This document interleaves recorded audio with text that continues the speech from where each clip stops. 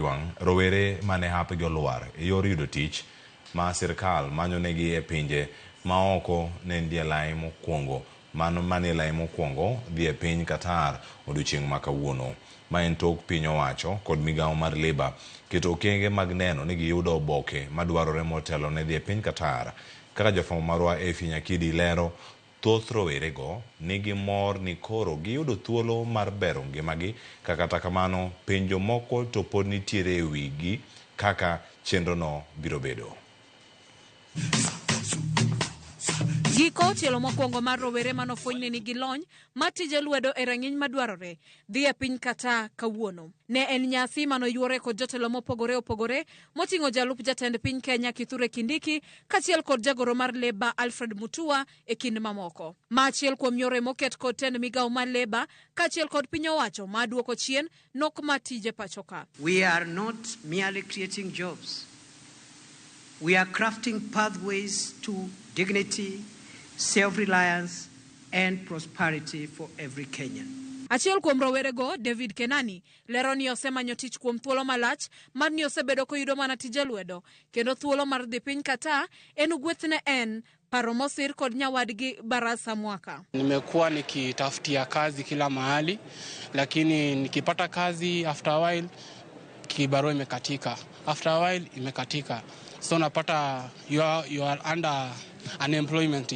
As in sasa uko na mahitaji ya kutafuta pesa lakini kazi hakuna. Somea computer, so unapata ile jobs. Tumejaribu kufanya application, tumepeleka kampuni mingi au CV, tumepeleka hiyo application letter, hatujaitwa hadi kwa leo. Ne thoth rowerego en mor mogundho ni giko koro giyudo thuolo mar chiwo sir ne anyuola mekgi kachiel kod bero ngimagi mar ni pod gibiro yudo tiegruok e piny Qatar. Tunaweza kuja turudi Kenya, we invest. After investment tunapata Kenya yetu pia imeendelea kama nchi zingine. Koloso jatend migawo mar Labour Alfred Mutua owacho ni nitie jokanyo wadhi kamoro achiel gi rowerego maneno ni chenrogi duto odhi makare. We are sending a crew with this team so that we can actually show them in Qatar, working in Qatar.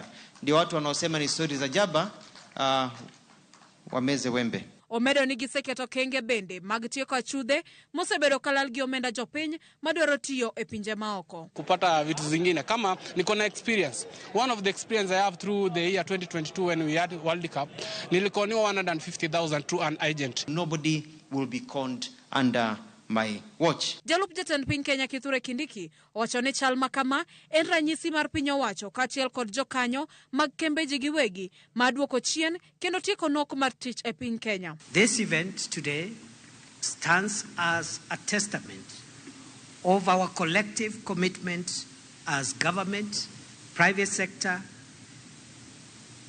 and citizens to address one of the most critical challenges of our time, namely creating sustainable economic opportunities for our people and enhancing household incomes. Kata kamano, moko kuom gimano koyie loso e wang' jowi olero luoro margi kaluwore gi keto kogno e ogirimitie mar tich mapok gitimo nyaka sani. Tielo mokwongo mar rowere manondikore ne tije ma Qatar wuok piny Kenya kawuono.